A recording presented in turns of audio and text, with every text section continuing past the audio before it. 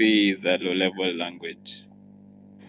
Oh yes, because sorry. it's closer to the machine language than to like human language. Oh yeah, Python ndio high level language yeah. So hizo among hiyo ni advantage moja. Advantage ingine ni that kuna hizo header files in C. For example, kuna hiyo stdio, kuna that reads inputs and output from the, for example, if you're typing in the keyboard or if it's printing out on the screen. So that is an advantage. Something else that maybe we need to know with C is there are some things that are called there is a hash include. For example, where our acha nifungue hii nini ndio niwaelezea using it kipitia tu ndio.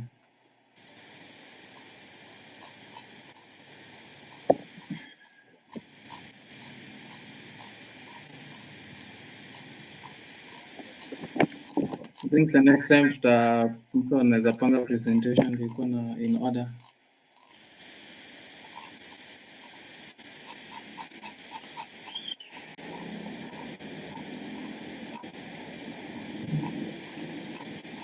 Can I help you utapo kidogo ya? So,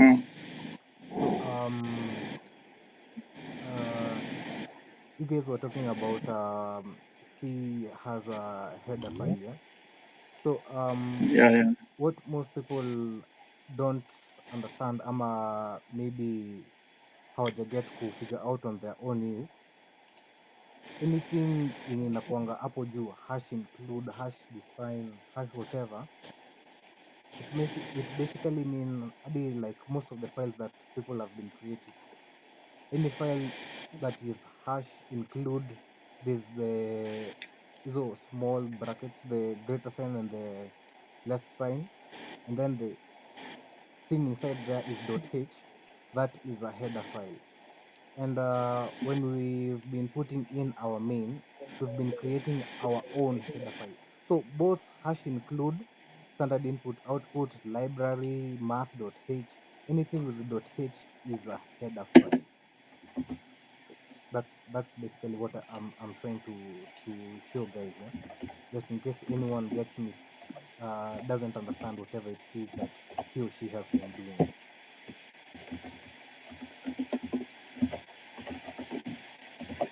So acha niandike just a simple code so that tunaweza elezea from the beginning what it is.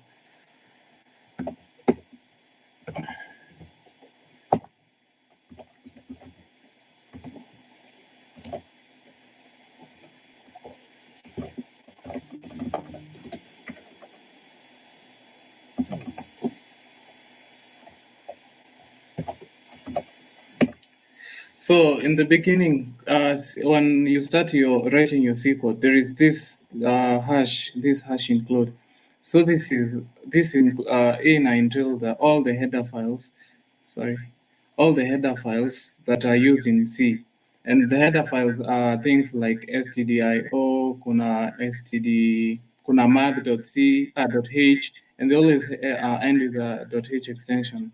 And int main is where your C starts, like it's the entry point for the code. So for example, if you have written, because if the compiler starts to read the code, sorry, nimesahau kuandika return hapa. Just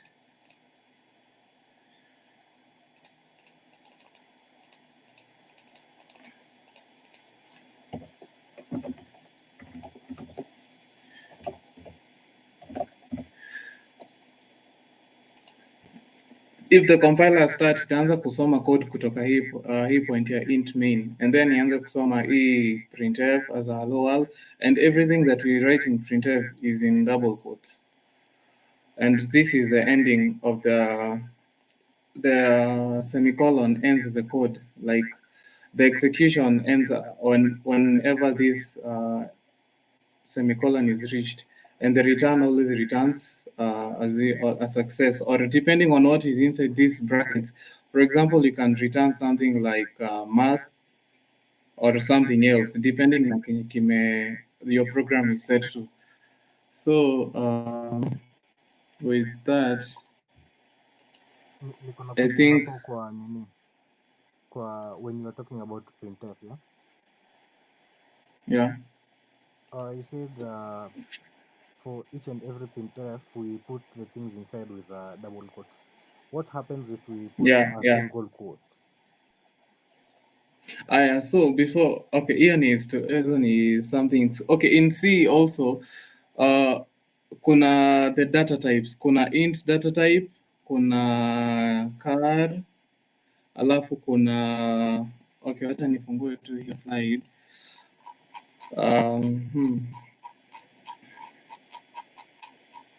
Ili nikuelezee hiyo option yenye unauliza hivi tunataka kutumia quotes ama, for example if you want to use single quotes, hiyo ni kitu inaitwa char ama char ama kenye mtu ataita. So hii char, hii char ama ni char. For example if unataka kuprint letter H, if you want to print out letter H, you will use single quotes, but you instead of int, you'll use the char. For example, it will be char, then you use the single h. That is when you use single quotes. But always everything that is in printf inakwanga in double quotes, because any argument, like there is something you want to print out to the screen. That is why you use like the double quotes. Okay. Kremel, Yeah. unaweza explain hapo tena hapo kwa char h, like Okay. how the code look like? Okay. So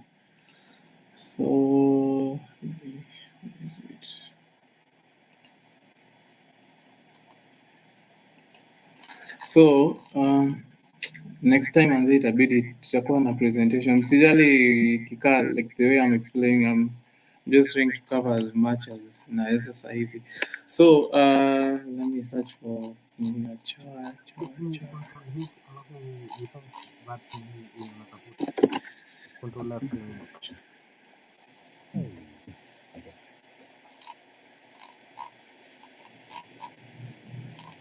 So char, for example, char, the value of a character is in it, SCCI code, meaning like, sasa inamaanisha like utakuwa unatumia hii stuff ya single quotes alafu ikuwe in it. So acha ni demonstrate something.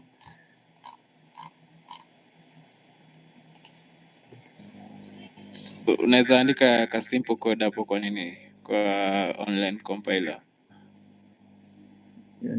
Like ile kitu nauliza ni like umesema una replace char kwa int ama? Yeah. So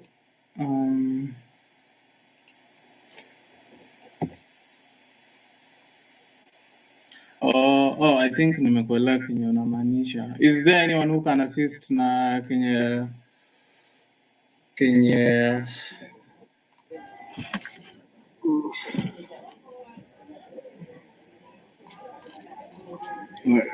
Kremel. Yeah. Okay, I think yenye sija na maanisha ni ile kama anaweza kama ukapass nini printf data yenye kwa in single quotes, si ndio Sage? Yeah, of which I think kwa printf akijaribu hiyo itampatia error. Yeah, since printf I think prototype yake ina accept arguments yenye ko in double quotes. Yeah, akitaka kutumia maybe character, maybe akitumia putchar ndio inaweza ka wako kusema putchar inatumia single quotes. But okay, ndio hii double. Okay, ndio hii char. So ndio hii char nimepata a simple way to kuonyesha hiyo char. So let's say this is the code this is a type of data type, the char. So for example, include stdio in your entry the header file int main. So hapa tutatumia char, and this my character, this is just the naming of this variable. Kuna naming kuna the naming naming ya variables kwa C, and I think tunaweza pitia hiyo PDF towards maybe tukiendelea, but kwa C in the naming of variables akupasi kuwa na like some, acha ni let me go to that.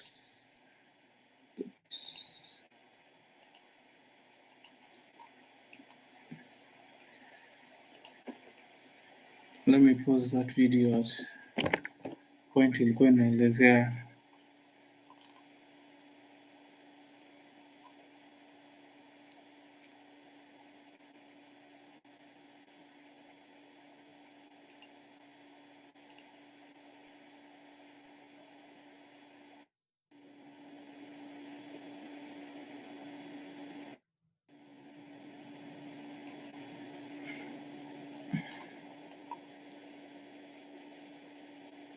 internet yangu so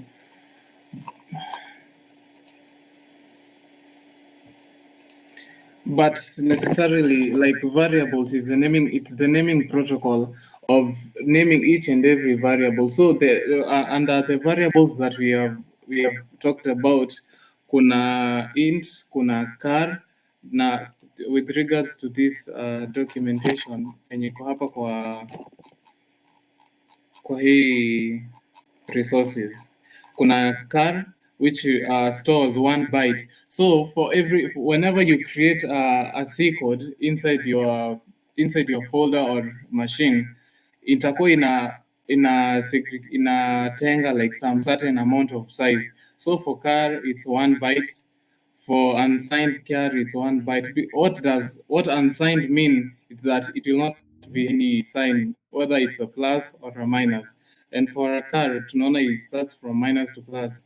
Short, it's 2 bytes. Int, it's 4 bytes. Long, it's 8 bytes. So basically, as you go down, it's the double the size of the data type that is, for example, int.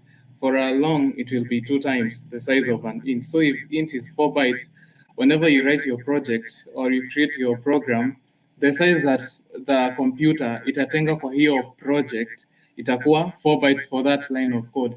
So let's say, for example, in this project, in this simple code that I've written, the variable that I've used here, the data type that I've used here is char type. So nikijibu Sage, the reason why you use single quotes is because char itakuwa tu inakuwa represented na single quote. So if I were to compile this, let's say I will output it as test, and the name of this project, the name of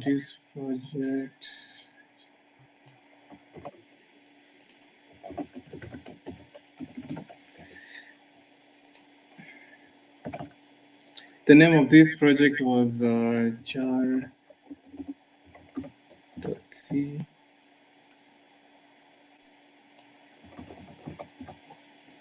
Just wait. Turn to me on and compile.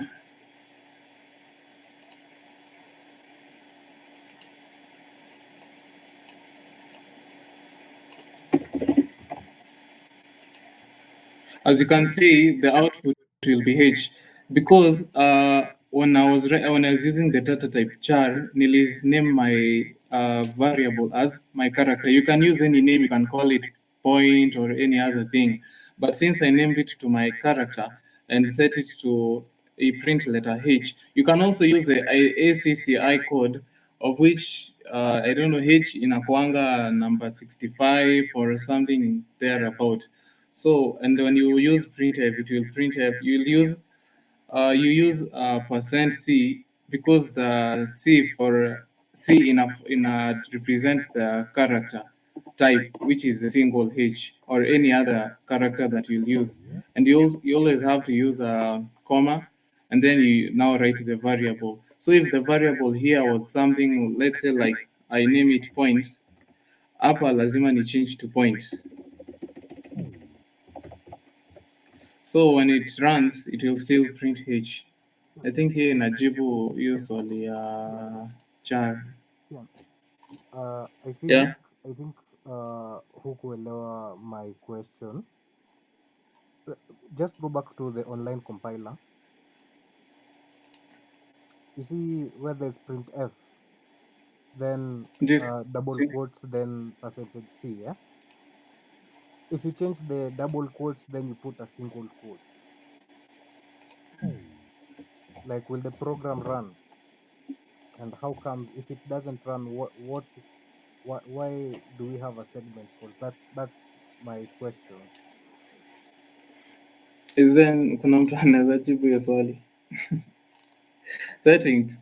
Like, what is the function ya printf per se vile ina work? Oh, Mtu mwenye the anajua. function of printf is to the function of printf is to print output to the screen. The function of printf is to print output to the string. Is to print output to the screen, and everything that printf basically lazima ikuwe na double quotes ndio iprint everything within the double quotes kwa screen. Sasa so ukiweka single quotes haita print out anything to the screen because stdio.h hii ndio header file and ina print out things to the screen, so haiwezi like it can't.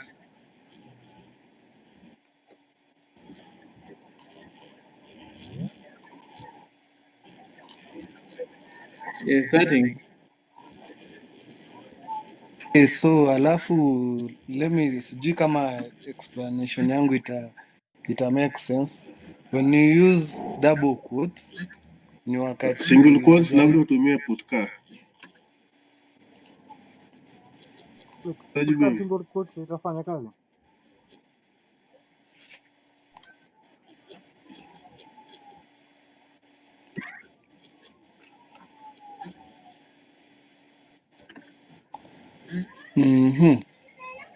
Mi understanding yangu wakati si a character is a data type, si ndio? Yeah. Pia integer is a data type, si ndio? Na wakati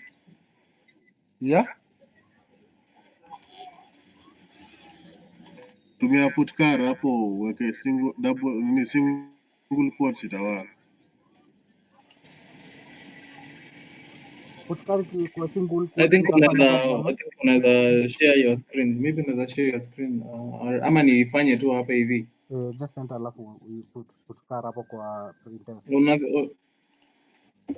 Yeah, by the kwa requirements tulikuwa tunapaswa kujua vile mtu anatumia putkar, fprints and segment fault pia. I think hapo utaweka 2 points. Unaweka Like point instead utaweka hiyo of the %C. utaweka hiyo operator.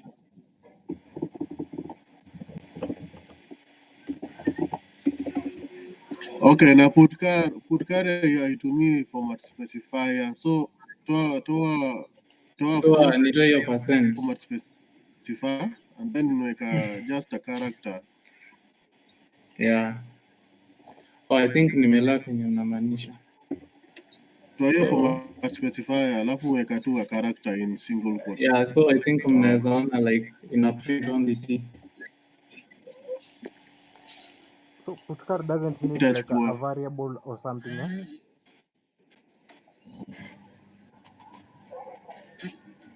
Yeah, Actually bado unaweza tumia variable. Sijui kama mnanisikia. Tunakusikia. Yeah, tunakusikia.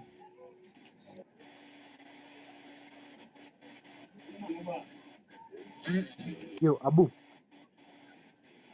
Amejimute sana. No, putkar. Anyways, I think if kuna mtu ako na swali regarding hizi ni kama niko na delay ingine mbaya cause sasa uko sawa Abu. Kama niko na delay.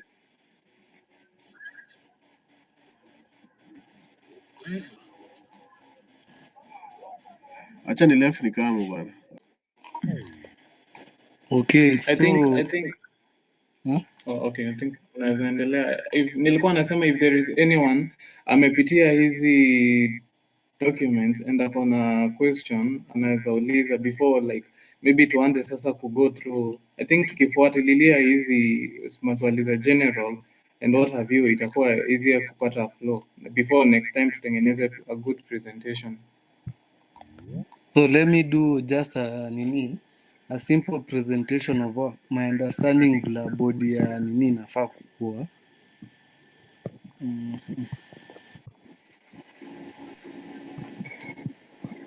Mnaona screen yangu? Yeah. So these are sample of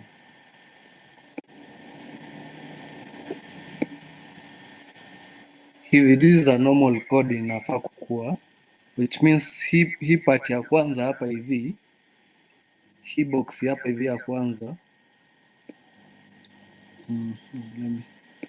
it's like tunafanya biology tunaipatia body parts. So kitu ya kwanza unafaa kujua body parts za kodi yako. Hii ya kwanza tuna identify as a header. Hii header yetu huwa inakuanga imebeba the library. Like for example, unaona zile manini tumekuwa tukitumia main.h, na ukiangalia in each and every project tukiambiwa to create main.h inabeba some prototypes. So the same case hapa hivi head our prototype hapa hivi, yani our library prototype tuseme tu ni kama tu hiyo our library hapa hivi ni standard input.output. So in this standard input.output ndio imebeba zile zinaitangwa aje hizo ma printf functions. Yeah, imebeba hizo functions. imebeba hizo function. Alafu some distinction hapo, kama unaweka hiyo greater than na less than, inamaanisha hizo functions ni predefined, your library that is. Yeah. Kama unaweka zile double quotations ndio umeunda, which means lazima utakuwa na file iko na hizo prototypes. Yes, puts hizo ma put cha hizo such. I think umeshaelewa, kila mtu ameelewa header inamaanisha nini. So going to the next part, tumesha define what a header is. Going to the next part ni just the comment section. Comment section penye labda most of the projects tunakuwa na zile ma comments, what you are going to have ina describe what you are going to have in your code, ina describe the main function, ina describe the functions that you are going to use hapo hivyo, labda ni printf nini, alafu kama itakuwa returned to 0, itakuwa returned to desk, hizo vitu kama hizo. I think umepata hiyo such experience. Alafu then again kuna hii another body part yenye tutahave to identify is the function definition. The function definition iko enclosed on this part. This is the function definition part. Rico, Yeah? kabla uendelee, Yes. as much as like sahi like we are doing like we are starting C, Yeah. there is something that I believe we should put out there. Yes. Kuna different types of functions, kuna hiyo function Yeah. yenye inakuanga inside the main and there's that Yeah. function that's outside the main, Yeah. like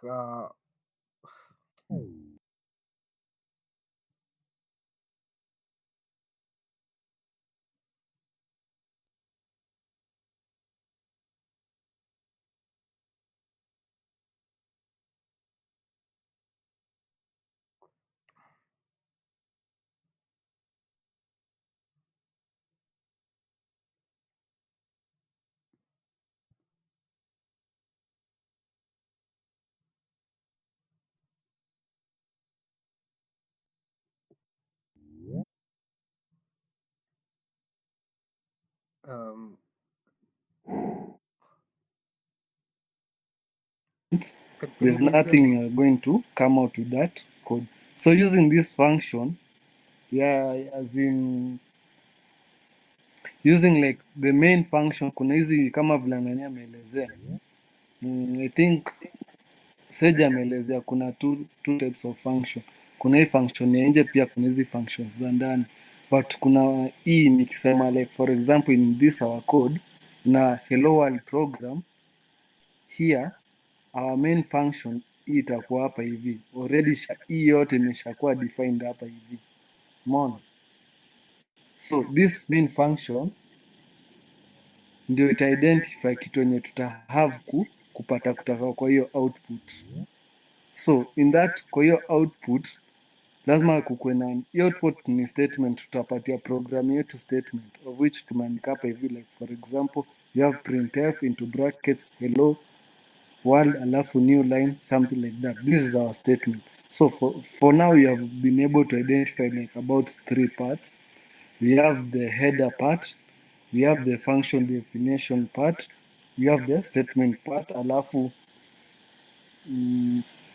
we have the comment part yenye nandi hapa hivi. This is our comment part, alafu what did I leave behind? Apart from these parts that we've been able to identify hapa hivi, there are some things that will enable these things to yani zikuwe complete. For example, we will not forget about the new line. Like for example, ile wakati tuna run like hii, tukienda ku run kwa nini yetu tunaweka I think backslash ama forward slash something like a dot out, something like that. After tumerun hii kitu, si tutapata output yenye ni nini, tutapata output yenye ni itapatia hello world.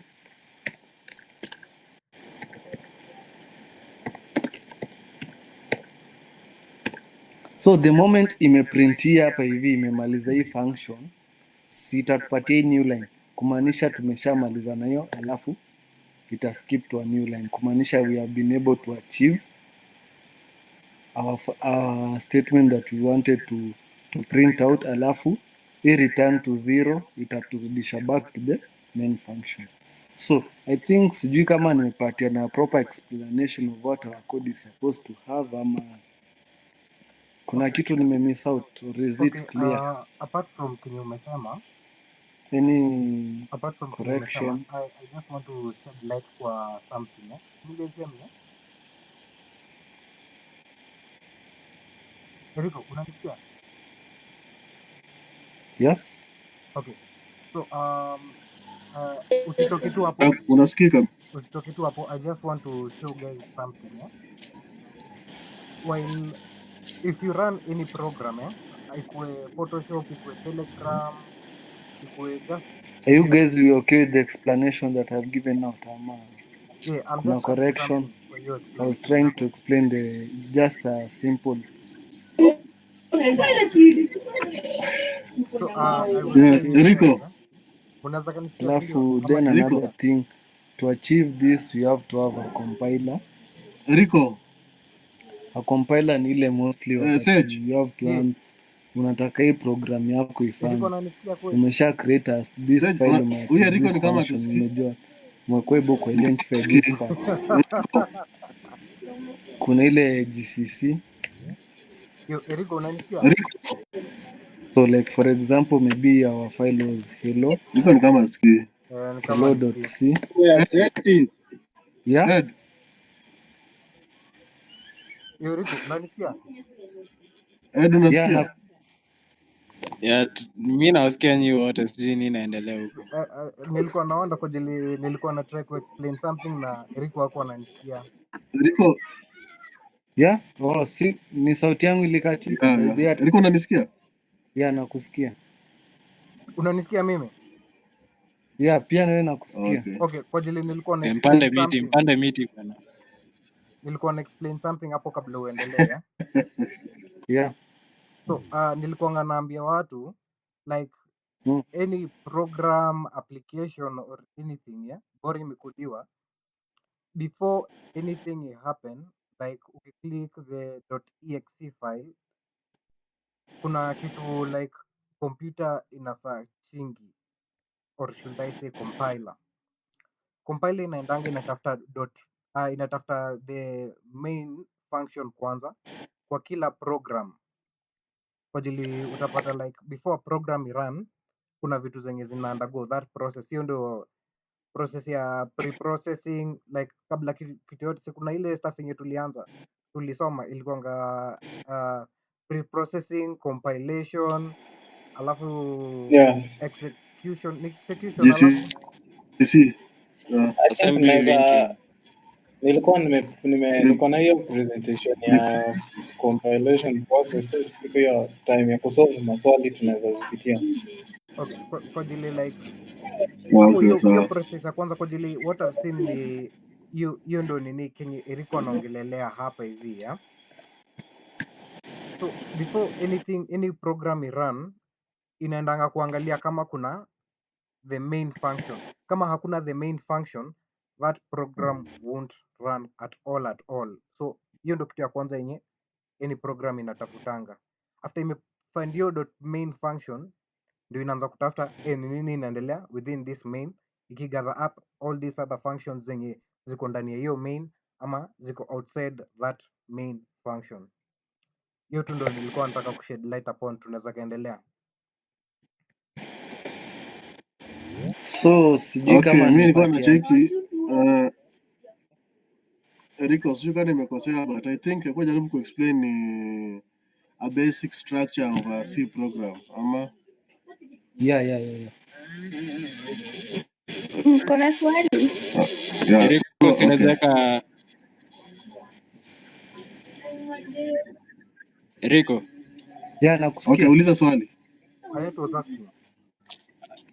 Like mi I nilikuwa have nataka a kusuggest uweke question. like Anet uliza. Kwa hii structure ya C, we have the return. Is it a function? Return function, which normally we return 0. So what's the purpose of a return function, and why are we using 0 specifically? And then kwa hii structure ya C, we have the printf function.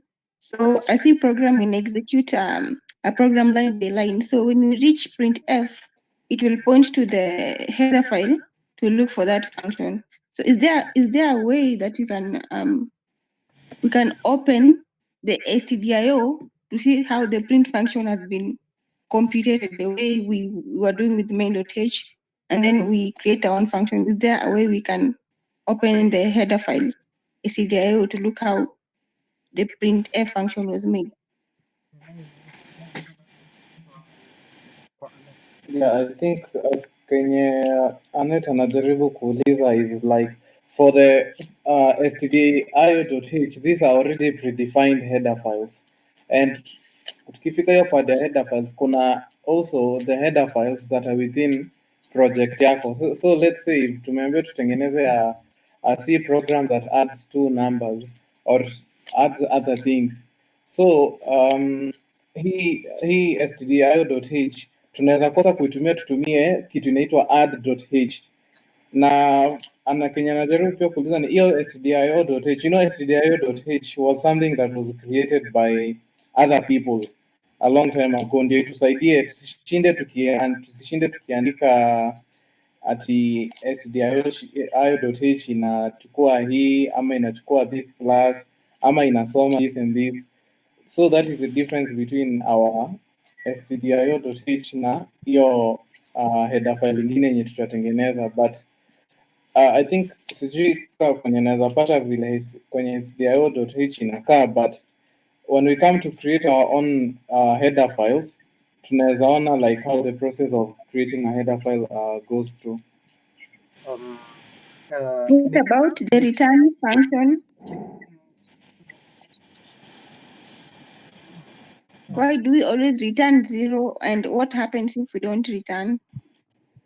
The the purpose. Okay, anyone else anaweza contribute that. Return, Annette, return kwangu mi according to my understanding, return to zero ni kama aje, si umesha achieve function yako, umeona? Umesha achieve function yako. When you say return to zero, we go back to the beginning, as in ni kama tu kuend program, hiyo ndio ina end program yako. That is my understanding. Without return you're not able to, yani program yako itaendelea kuexecute, but with return zero, so now already tumesha create hapa hivi, tumesha achieve our hello world program, so after executing it itaturudisha back. Ni kama tu kuplay music, si mwisho itafika huko hivyo mwisho, then irudi huko hivyo from the beginning tena kurequest kama unataka kuiplay again. Yeah. So I think your return as naweza something. kusaidia hapo kwa return. Unaona kwa prototype yetu hapa ni int main na hiyo our arguments so Yeah. int is the return type, na kwa hii prototype yenye iliandikwa kwa standard input output header file which is a library yenye ina store hizo prototypes, the return type is an integer. Vile huyo mtu aliset ni return 0 is a success and 1 is an error. So anytime you are using int main, we have to return 0. That is why unapata hata tukiandika function zetu anytime hapa mbele tumeka character main ama character something ama integer something, we have to return that first thing because the first thing in any prototype is the return type. Okay, so function ikianza na void, add and then argument You don't have to inamaanisha there return will be no anything. return. Yeah, you don't Okay. have to return anything. Sawa.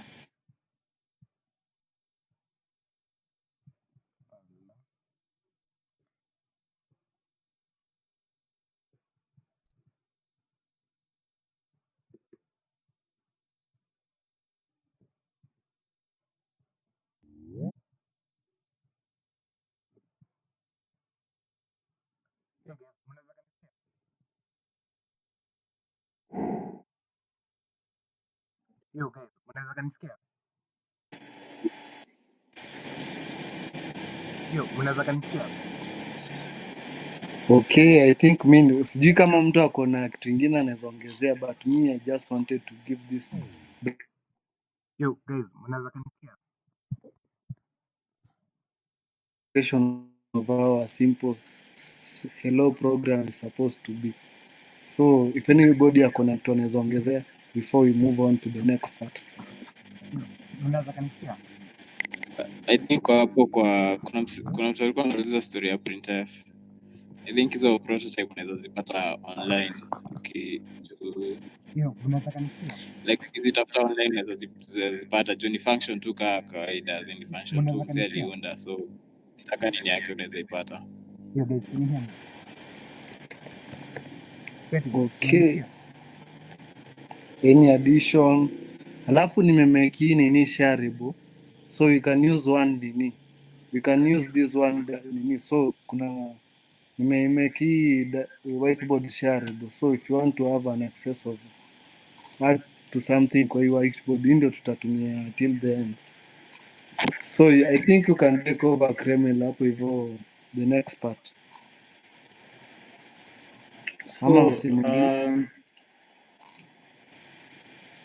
yeah, if there is anyone else anaweza pitishia hiyo story ya compilation, because I think from there, like the process that we are supposed to go through is the process of compilation, and I think acha ni share tu screen alafu tupitie mbio mbio ndio before to start the questions. So acha ni share my screen. Ni kama hamwezi bana. Internet imekataa.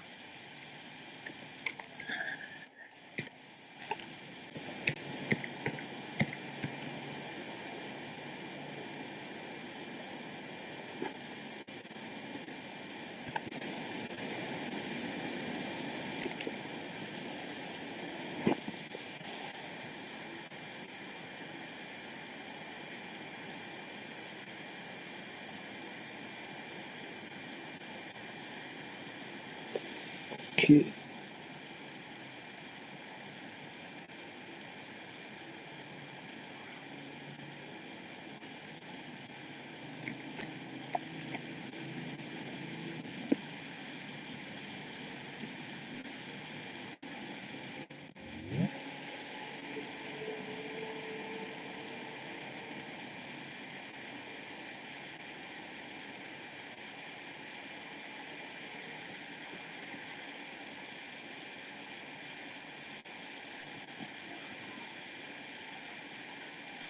You guys mnaweza kanisikia? Yeah, tunakusikia. Net yangu iko na mchezo. I wanted to explain to you guys about hiyo swali yenye Anet ametoka kuuliza saa hizi, yeah? Like, is there a way you can get into the stdio.h to get to view like what's happening vile hizi nini zimekodiwa inside? The answer is no. Huwezi ka get into the library. The only thing yenye unaweza kaona ni ukiingia hiyo .h file utafind hizo ma prototype vile sisi tulikuwa tunaweka prototype. Nimepotea ama bado niko? Uko Nakusikia. sawa? Uko check. Nikipotea mniambie kwenye screen hapo ndio But message, yeah? umeambiwa the answer is no, msee. So Yeah? so Sage. so I was telling you guys, you can only get to see kenye iko kwa hiyo stdio.h file ukienda usome documentation ya stdio.h. That's when you'll get to know ni ma prototypes gani ziko hapo ndani ya .h. Ukitaka kujua the library ya stdio.h lazima usome the documentation, otherwise you won't get to know the information inside that library. Kwa ajili if you check any library file ni all the like you've seen like from the previous days when we were coding, ukiangalia underscore put car kulikuwa na that code yenye tulikuwa tunaweka hapo kwa hiyo underscore put car. So that code yenye iko kwa hiyo underscore put car.c, it was changed into an object, then the object was stored in the library, yeah. So kazi ya hii stdio.h is to connect you to the library, and that library allows you to access those predefined functions that were called by other people, yeah. Mpaka hapo kuna mtu mwenye amepotea ama niendelee? Uko sawa. Haya. Since the only way to get access to stdio, the functions within the library is through the header file, you can make your other header files, your other libraries, just in case kenye unataka kutafuta haiko ndani ya hiyo library. Hence tulikuanga tunaonyesha hiyo process ya you're including main.h ndo ujue how to include your own header files, how to make your own library, kwa ajili tuko like that lowest level, ujue kenye inafanyika huku chini ndio ukifika huko juu na code ma software ujue mbona main.h ni ya maana. Unaweza kakuwa na hizi functions mingi, unaweza kakujua all about parent classes na hizi vitu zingine zote zenye tutasoma huko mbele, but kama haujui hii ndogo inafanyanga nini, kama hujui difference ya local functions na global functions, hujui how to call ama kuinitiate all these sorts of functions, na hujui vile loops zina work, hapo hautaweza kujua, as in hautakuwa very solid while coding whatever it is that you'll be coding. So I was I was just going to address the nini, the question Annette was asking, if you can get to kujua hizo stuff zenye ziko kwa stdio.h ama math.h, it's through reading the documentation, kwa ajili hata ukimake library yako you'll still have to write a documentation for the next person mwenye atatumia that library.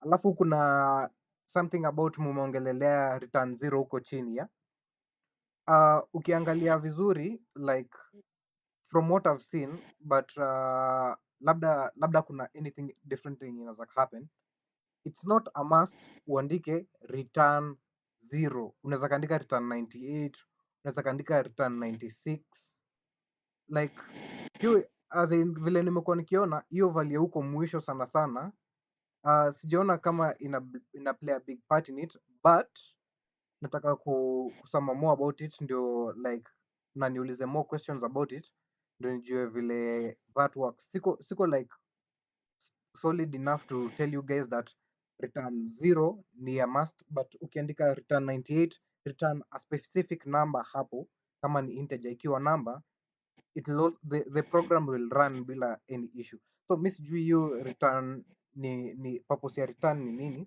but hauwezi kasema like the purpose of return ni as in it's a must kukuwa hapo ndio abcd happen. Maybe it can be iko hapo kukuonyesha like this is the time that the program has ended, maybe. I'm not sure about that. That's all I had to say kwa that small thing yenye tumeongelelea saizi.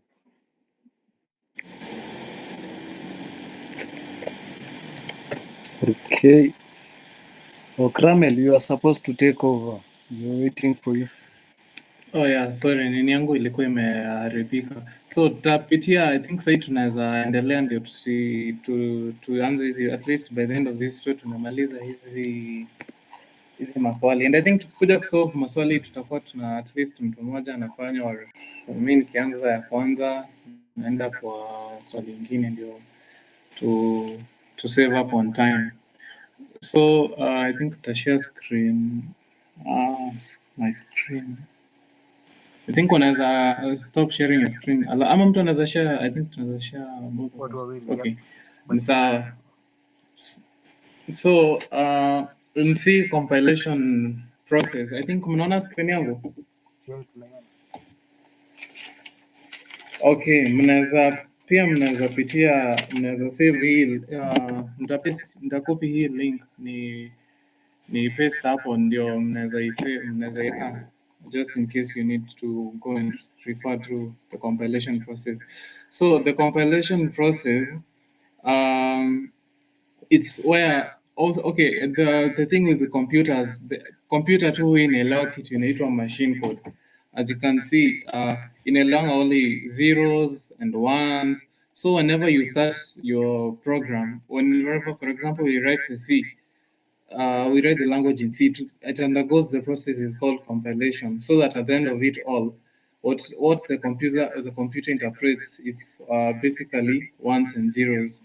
So from there, the first process involved in compilation is called preprocessing, or maybe mnaweza sema as PCAL, PCAL, that is preprocessing, compiling, assembling, and the linking. And in the process of, in the first stage of pre-processing, what happens? Pre-processing is the first step in, obviously, in the C. All the statements that start with a hash symbol are pre-processed by the preprocessor, and kuna vitu kadhaa huwa zina happen in the stage of pre-processing. The first thing, all the statements, for example, kani hash, all the hashes, the hash include, they are removed by the preprocessor. So that is the first step. The second step that happens, all the macros expansion. So for example, tukikuja kutengeneza header files, kuna kitu tutakuwa tunaita kama hash define, this hash define, kuna pia if define. So all of these expansions, all of these macro definitions huwa zina all of these, they are expanded. After that, the file inclusion. So after we have removed the comment, after we have expanded the macros, kuna easy hash include. For example, the stdio.h. So compiler yetu itauliza stdio.h inamaanisha nini, and that is where the hapo ndio header file inakuja through. So itasema kani kuna a lot of other functions, kuna header files, sorry, kuna math.h ya mathematical operations, kuna stdio.h, alafu zetu zenye tutakuwa tunatengeneza. So hiyo ni the third. The fourth one is a conditional compilation. So hizi ni sasa within the header file yenye umetengeneza, all of this if define and if they are printed out like compiler itazitoa hizi sasa zote. Kuna macro expansions na kuna hizi zingine zinaitwa conditional compilation. Here it is conditional is running or avoiding a block of code after checking a macro is defined, replaces some predefined assembly code. Okay. So for example, kama tumetengeneza prototype yetu tumeandika if defined age, kama age itakuwa defined ita print out defined. Kama haijakuwa defined, you can see the output will be not defined. That is the purpose of sasa hii conditional compilation. After that, the header file, so at that time header file inakuanga in C. After preprocessing happens, it's changed into .i sasa, this extension. Sorry, this one .i. So that is after the header file has been compiled. So here stdio.h after tuseme code C program yetu tumesave as area.c, so itakuja ikuwe saved as area.i after sasa pre-processing has taken place. And afterwards tunaenda compiling, where compiling phases in C and convert intermediate I. So after EI imekuwa changed from C, sasa inakuwa converted to assembly code. Assembly code it's a different type of language, but sasa hatuifanye, but it's an intermediate process in the kwa hiyo steps ziko involved na compilation, where it's changed into .s. Then afterwards the assembly level code, that is the .s, enyenisha na .s extension, is converted into machine understandable code using an assembler. The assembler is created that the file generated. Okay, so depending na nini operating system yenye uko, for example in Windows itakuwa obj, and in Unix enye sisi tunatumia Linux itakuwa in .o sasa, so that we can get the .o output sasa ndio iko in 0, 1s and so on and so forth.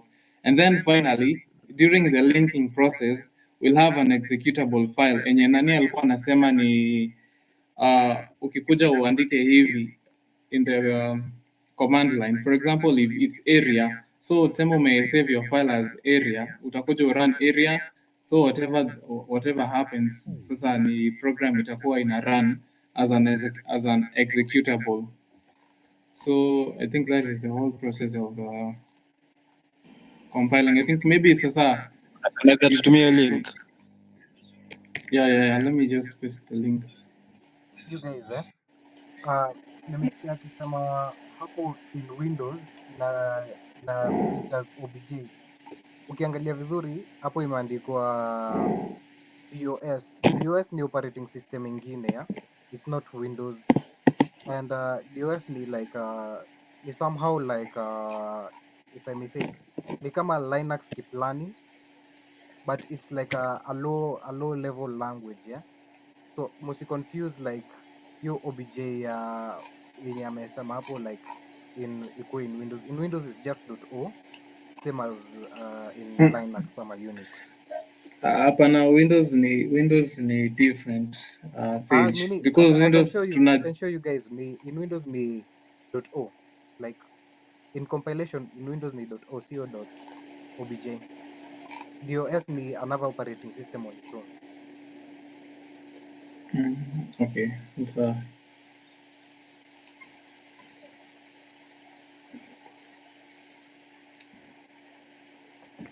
Kuna mtu so with hapo?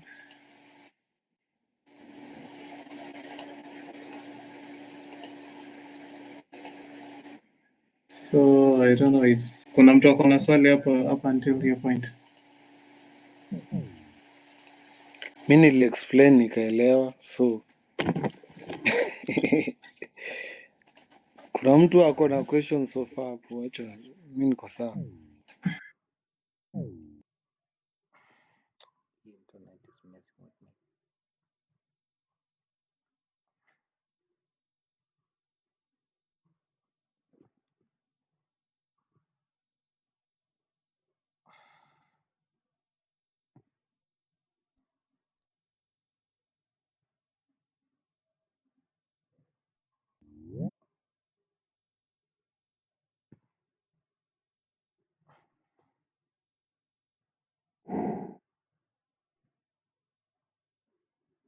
processing. Let me create this file called 01sample.c. So I'll touch 01_sample.c.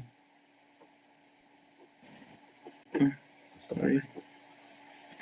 Touch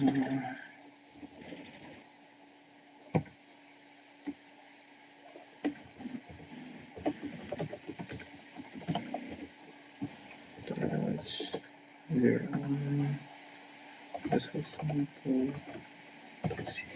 Okay, so wacha niandike tu hello world hapa mbio mbio.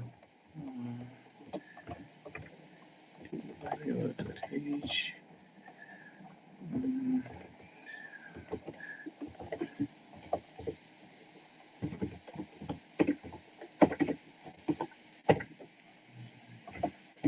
Utaki maneno ya beti kabisa. Okay, by then napaswa kuwa naandika comments, but since ni tunafanya kitu local, I think mtanisamee, but napaswa kuwa tunaandika comments. Tukifika kwa maswali, I think lazima tuandike hizo comments. So okay, so the first step in compilation, kuna hii preprocessing. So let me just write out what will happen in preprocessing. So okay.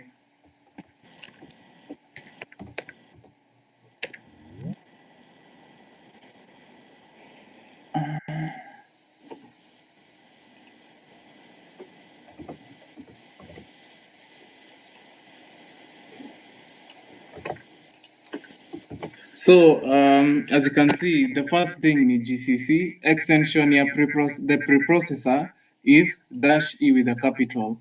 Alafu the file that we have made, this one, the 01_sample.c, and then we output it as, so for example, for me nimesema ndio output na jina 01_sample_exp.c.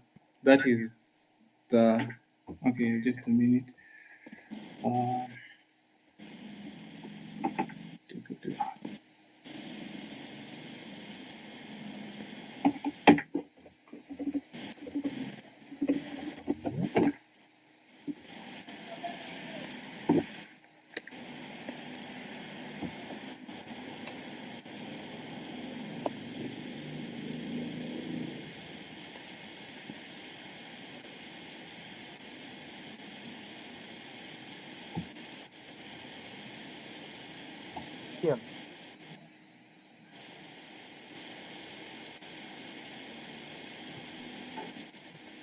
Yeah. Yeah. Nilikuwa nikuulize hiyo -o inafai kuwa like penye nini, as in unaona vile umeandika GCC -e alafu -o. Nimekuwa nikifikiria like -o inafai kukua hapo before hiyo output yenye unaipeleka ndo ipeleke kwa hiyo output directly. Yeah, ndio. Okay, wacha ni correct hapa kiasi. It output kwa jina ya file. So I think nimeelewa vile unamaanisha. So ndio you put kwa a file.c alafu 01 sample. Bado huja fix hiyo stuff.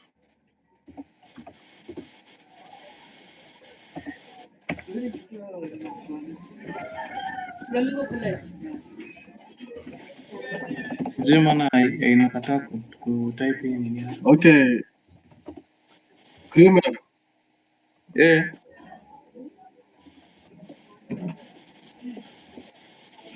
So inafaa hapo, inafaa uweke after hii, inafaa uweke hiyo jina ya program. After hiyo hii inafaa iko program, alafu after jina ya program ndio unaweka hiyo o.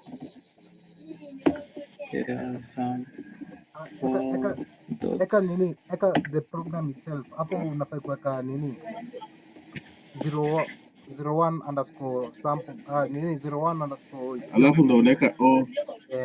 Alafu o ndio hiyo code yenye unataka i print out sasa.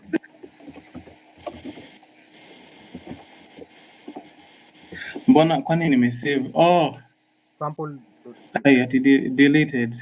Nashangaa mbona inashinda iki nini? Kwani delete? Okay.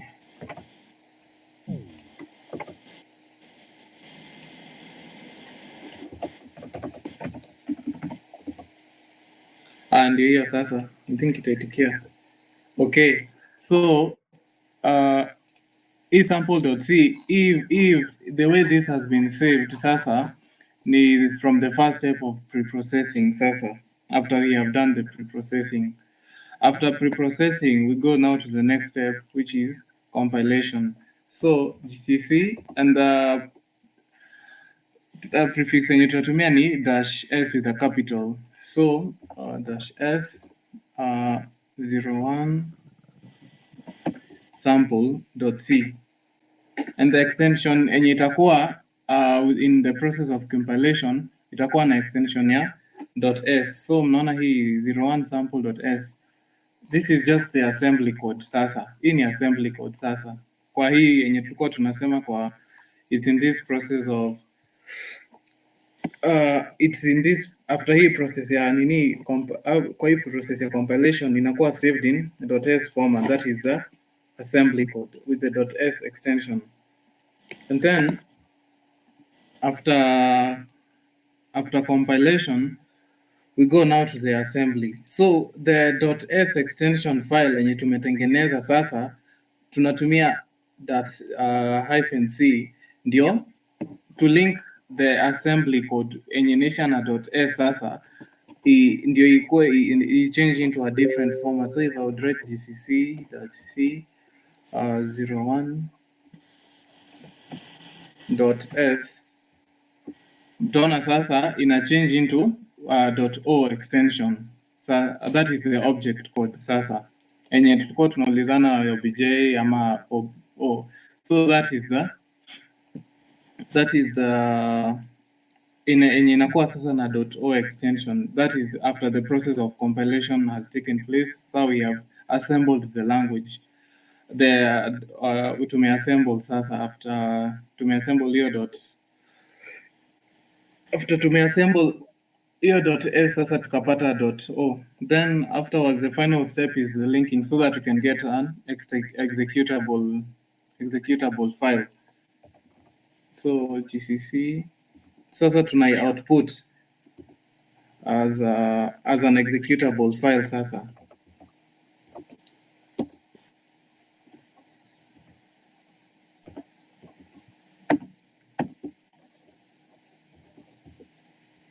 So mnaona kuna hii sample yenye imetengenezwa after sasa we have gone through the process of linking.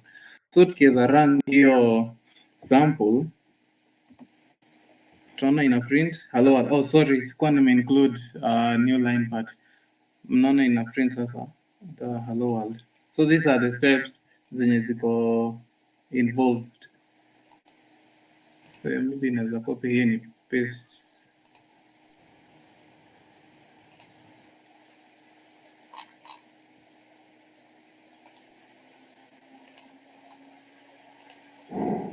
Hizi sasa ndio steps ziko involved. So depending na the name of the file itakuwa different hapo kwenye ni samples ama yeah.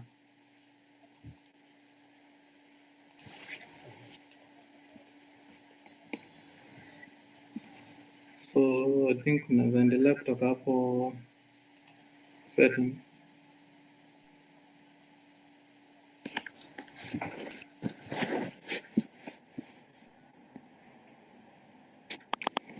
So you guys are okay with the just introduction? Tunaweza anza hizo stories za nini, the questions one by one. Mko sawa up to hapo? Yes.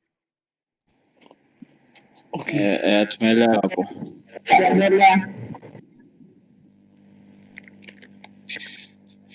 Kiasi kidogo tu. Chana share screen in a few.